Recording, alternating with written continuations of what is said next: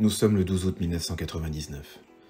Je vois à la télévision un petit homme affublé d'une paire de bacchantes que n'aurait pas renié Astérix, démantelé avec quelques-uns de ses amis le McDonald's de Millau. Du haut de mes 19 printemps et nanti d'une armée de neurones dont je surestime les capacités, je regarde ce paysan avec condescendance, le trouvant anachronique et égaré. Non pas qu'à l'époque je fréquentais les McDonald's, éduqué que j'avais été à la gastronomie par un oncle boucher de son état, qui m'aurait sans doute giflé avec une tranche de gigot s'il avait appris que j'avais poussé la porte d'un de ces établissements. Mais je trouvais cette action violente et excessive.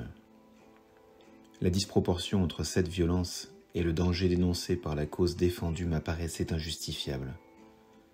Que risquait-on après tout? De voir fleurir ces tristes lieux partout en France, remplaçant nos brasseries et nos troquets?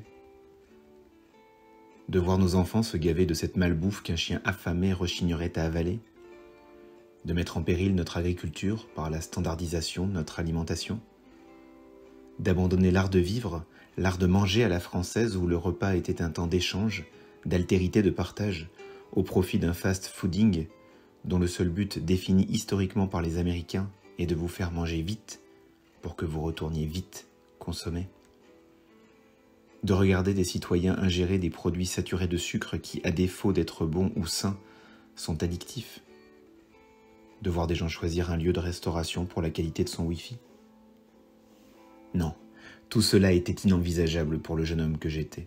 Aussi, José Bové ne méritait que l'opprobre de mes anathèmes. Mais, 25 ans plus tard, ses peurs se sont avérées justifiées et ses prédictions vérifiées.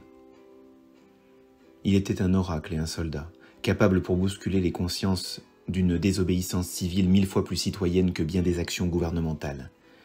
Il avait le courage de ses convictions, pas le petit courage d'un homme utilisant son clavier non comme un glaive, mais comme un bouclier, mais ce courage d'homme de terrain que les coups et les conséquences n'effraient pas, tant que la cause est juste. Certains lui reprocheront la violence de son action, mais sa violence n'était dirigée que contre des choses, non contre des hommes, et il convient de préciser cette nuance.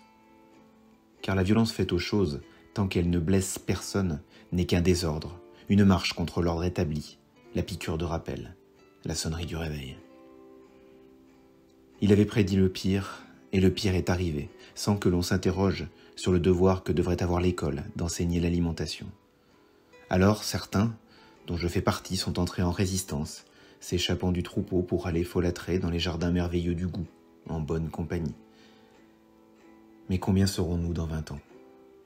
Car, une fois qu'une armée d'obèses scotchés sur l'écran de leur téléphone mangeront des hamburgers les uns à côté des autres dans des salles sans âme, nous, Français, nous aurons traversé l'Atlantique.